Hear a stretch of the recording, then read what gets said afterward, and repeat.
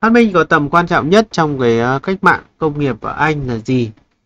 A là máy kéo sợi bằng hơi nước, B máy hơi nước, C là tàu thủy Fulton. Chúng ta cùng tìm câu hỏi này trong vòng 30 giây.